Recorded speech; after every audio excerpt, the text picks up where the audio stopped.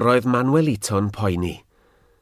Roedd o a Barboncito, Herero Grande, Armijo, Delgadito a Ricos eraill yn Navajos yn dychwelyd o Fort Wingate. Roedden nhw newydd fod yn trin ac yn trafod heddwch gyda Chyrnol Cambi, ond roedd Manuelito'n poeni. Roedd y Navajos wedi dewis Herero Grande yn brif benaeth, ac roedd hwnnw wedi rhithro i arwyddo cytundeb gyda Cambi. Rhan o'r cytundeb oedd y byddai'r Navajos yn diarddel lladron o'r llwyth. Doedd Manuelito ddim yn credu y gallent gadw at y cytundeb hwnnw, gan fod dwyn yn golygu dau beth hollol wahanol i'r dyn gwyn ac i'r Navajos. Ond fe harwyddwyd gan Herero Grande serch hynny. Dechreuodd yr helynt pan ddaeth y dyn gwyn i dir y Navajos ac adeiladu ffort ger Canyon Bonito. Galwyd y ffort yn Fort Defiance. Llanwyd hi am milwyr a rhoddwyd ei ceffylau a'i stoc o wartheg i bori ar dir ger y ffort. Roedd y tir hwn yn dir pwysig a gwerthfawr i'r Navajos. Rhoddwyd gorchymyn iddynt gan y cotiau glas i gadw i hanifeiliaid oddi ar y tir ac, mwyn heddwch, cytunodd y Ricos i hynny. Gan nad oedd y tir wedi ffensio, roedd hi'n amhosib i'r Navajos gadw i hanifeiliaid i gyd rhag crwydro yno, ac un bore ar orchymyn pennaeth y cotiau glas, seithwyd 300 o anifeiliaid y Navajos. Casglodd Manuelito i ddynion ynghyd, ac am rai misoedd buont yn ymosod ar y milwyr a'i gwersylloedd, ac yn ceisio dwyn ceffylau ac anifeiliaid eraill yn lle'r rhai a laddwyd. Dyna pryd y dechreuodd y cotiau glas anfon trwp o filwyr allan i'r anialdir i chwilio am y Navajos a'i lladd. Daeth pethau i ben pam ymosododd Manuelito a 500 o ddynion ar Fort Defiance a dwyn ceffylau'r milwyr bron i gyd, ond oedd picellau a seithau ac ambell i hen wn rhydlyd yn dda i ddim yn erbyn gynnau modern y cotiau glas, a bu'n rhaid i'r Navajos ffoi. Ond nid am hir. Gyda chymorth Barboncito, ail ymosododd Manuelito ar Fort Defiance gyda 1000 o ddynion, a chafodd y cotiau glas wers i'w chofio. Yn dilyn hynny, anfonwyd y cadfridog Canbi gyda 6 catrawd o gavalry a 9 catrawd o infantry i chwilio y mynyddoedd y Chusca a Manuelito a'r Navajos. Marchodd y milwyr drwy diroedd Red Rock heb weld arlliw o'r Indiaid, i bod yno'n llygaid ac yn glistiau i gyd. Bu'r Navajos yn chwarae mig ar milwyr drwy cadw'n effro yn ystod y nos a sgrechiadau, neu drwy anfon 2 neu 3 i'r gwersyll liw nos i ryddhau ceffylau a'i gyrru oddi yno ar garlam. Yn y diwedd, dychwelodd Cambi a'r milwyr i Fort Wingate a galw Manuelito a pheneithiaid y Navajos ato i drafod heddwch. Rwan, a hwythau'n troi am adref wedi'r cyfarfod, roedd meddyliau pob un ohonyn nhw ar y geiriau a lefarwyd a'r papur a'r wyddwyd. Byddai Manuelito, pe bai o'n bennaeth, wedi mynnu ei bod yn ymneilltuo i drafod y papur cyn arwyddo, ond Herero oedd y pennaeth, ac yng ngwydd dieithriaid roedd gair y pennaeth yn cyfri. Wedi marchogaeth yn galed am hanner awr, arhosodd yr Indiaid am ysbaid i ddyfrio'r ceffylau. Doedd yr un ohonyn nhw wedi siarad am y cytundeb ar ôl ei arwyddo, ond unwaith roedden nhw ymhell o olwg y ffort, cafwyd seibiant. Rwy ti'n dawel, Manuelito? Efallai ni fod yn fyrbwyll, Herero. Am eiliad credai Herero Grande mai beirniadaeth ar ei arweinyddiaeth oedd geiriau Manuelito. Ond oedd dim her yn y llais, dim ond datganiad moel oedd o. Mae'n rhaid i ni gael heddwch. Heddwch? Fe wyddost na fedrwn ni ymddiried yng ngeiriau'r dyn gwyn. Os na fyddwn ni'n byw mewn heddwch, mi dreiliwn ein holl amser fel y llynedd. Methu trin y tir yng nghynant y Cheli, methu edrych ar ôl ein hanifeiliaid, methu hela i gadw'n teuluoedd trwy fisoedd y geia. Gwylost, fel y mae'r flwyddyn ddwytha wedi'n tlodi. Heb anifeiliaid, heb gynnyrch yn tiroedd, fyddi di na minnau ddim hyd yn oed yn ricos. Gwyddai Manuelito fod doethineb yng ngeiriau Herero Grande. Doedd neb wedi elwa mewn gwirionedd ar y rhyfel, ond roedd straeon wedi cyrraedd llwythau eraill fod rhagor o'r dynion gwyn ar ei ffordd. Glywys di fod y cotiau glas yn erlid y mescaleros? Nodiodd Herero Grande. Un o lwythau'r Apache oedd y mescaleros. Un o'r llwythau lleiaf o ran nifer. Tua 1000 oeddynt i gyd, ond roedden nhw'n byw ar diroedd ffrwythlon iawn. Roedden nhw wedi methu cyd-fyw ar dyn gwyn, ac roedd sawl ymrafael gweidlyd wedi bod. Eithau pethau o ddrwg i waith, a'r sôn ddiweddaro oedd bod y mescaleros i gyd i'w symud i randir bosg Redondo a'r lannau'r Pecos. Fe fydd Mangas, Colorado o'i go. Roeddwn i'n meddwl galw heibio i'r hen ŵr ar fy ffordd adre. Gwelodd Herero gyfle yma i gryfhau ddadl. Mae o wedi llwyddo i gadw'r heddwch gyda'r dyn gwyn. Drwy amynedd a doethineb a bygwth. Weitha'r ffaith fod Geronimo a Cochise yn yr un llwyth ag o. Ifanc a phemboeth ydyn nhw, Herero. Pan na fydd cysgod yr hen ŵr dros y llwyth, bydd y ddau yna'n creu hafog i'r dyn gwyn, gei di weld. By'r ddau'n dawel am enid.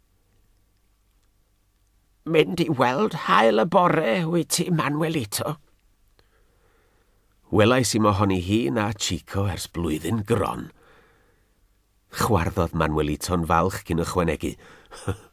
Fe ddaw yn tais gyda Mangas wedi dyddiau Geronimo. Gei di weld.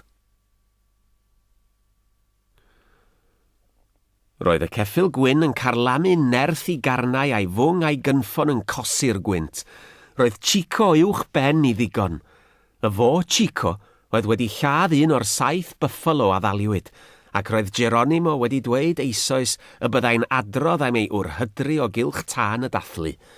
Roedd o hefyd wedi addo i Chico y cael fynd gyda pharti rhyfel nesa'r Apache yn erbyn y Mexicaniaid. Rhwng canmoliaeth Geronimo a'r awch am weld hael y bore ac efalla ei blentyn cynta, doedd ryfedd bod y llanc uwch ben i ddigon. Adre Cwmwl Gwyn, sibrydodd wrth i farch, byddwn ni gartre ymhen yr awr. Gweryrodd y march ac ysgwyd i ben. Gweryrodd drachefn, a gwyddau Chico fod rhywbeth o'i le. Wo, boi, wo! Chododd o mo'i lais, ond arafodd y ceffyl. Roedd Chico wedi arfer ymddiried yng ngreddfau Cwmwl Gwyn. Arhosodd a gwrandawodd. Roedd popman yn dawel. Stampiodd Cwmwl Gwyn i droed yn ddiamynedd. Safodd y llanc ar ei gefn ac edrych o'i gwmpas. Doedd dim i weld. Yn sydyn, clywodd Chico yn tair arogl. Roedd y gwynt yn dod o'r dwyrain. Suddodd ei galon. Na, llefodd. Na! Gollyngodd ei hun yn ôl ar gefn Cwmwl Gwyn a dechrau carlamu tua'r pentra. Roedd yr arogl yn cryfhau fel y dynesau. Arogl anhyfryd cyrff yn pydru yn yr haul. A hen dan yn mydlosgi. Pan gyrhaeddodd y tro yn yr afon, ni allai gredu i lygaid. Doedd dim o'r pentrau ar ôl. Roedd y pebyll, un ac oll wedi llosgi a'i sarnu, ac roedd cyrff yn llanast dros y lle. Hael y bore! Gweiddodd. Yna clywodd y gân. Rewodd.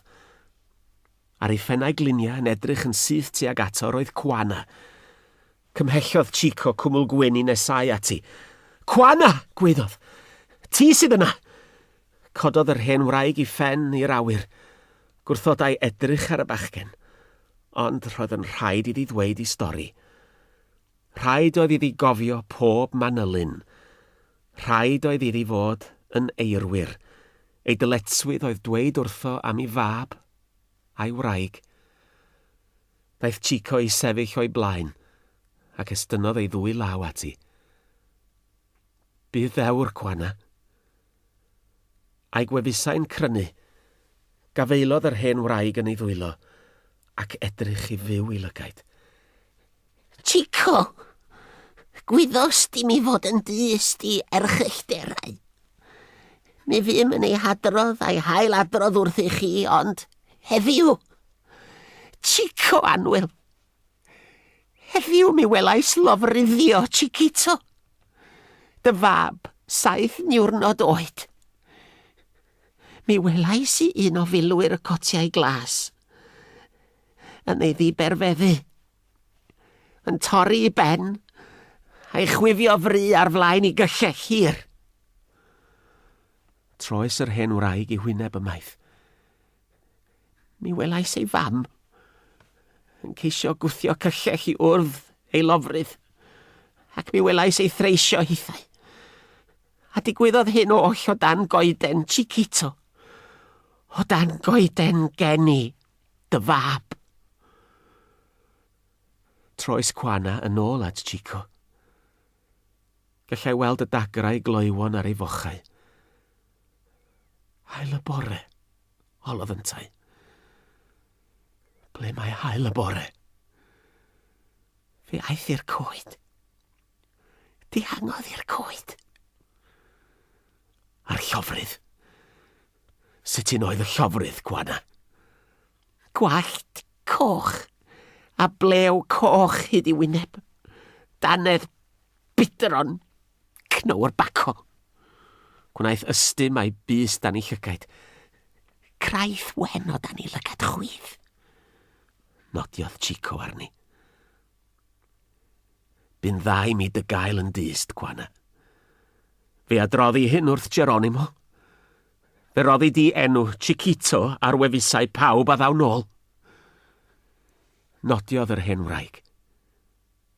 Fe fyddan nhw yma, mhen deuddydd. Efallai 3. Bu eiliadau o ddistawrwydd. Roedd Cwana yn ymwybodol fod Chico'n dal wrth ei hochr. Cododd ei golygon. Y goeden, Sibrydodd Chiquito'n floesg. Be mae goeden, Chiquito? Dilyn fi.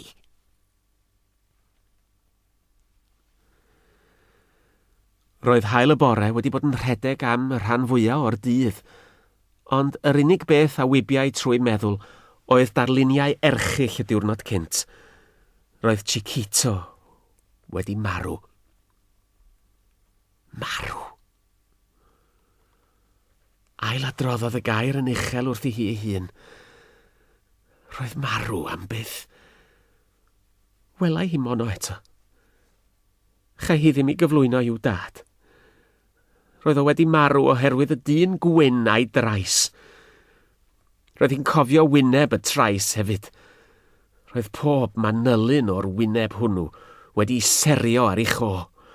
Y llygaid creulon y danedd brown, y blew coch a'r graith wen o dan ei lygad chwyth, i gyllell hir. Sponciodd y dagrau i'w llygaid, a syrthiodd yn swp ar lawr. Bu'n gorwedd yno am rai munudau cyn dod ati hi ei hun. Gwyddai na thalau iddi aros yma'n rhy hir. Troes yn ei hôl yn sydyn. Roedd wedi clywed sŵn carnau ceffylau. Roedd yna 4 neu 5 o geffylau yn ei dilyn. Dechreuodd redeg. Diawliodd ei hun am grwydro mor bell o gysgod y coed, tra oedd yr haul yn uchel yn y nen. Rhedodd yn syth at y clwmp agosaf o goed oedd tua 1/2 milltir draw. Roedd rhywun yn gweiddi. Roedd y ceffylau ar ei gwarthaf. Baglodd a syrthiodd ar ei hwyneb. Sgrechiodd. Chiquito! Chiquito! Yna roedd twrf o'i hamgylch. Ceffylau aflonydd, coesau ceffylau, carnau ceffylau. Suddodd ei chalon.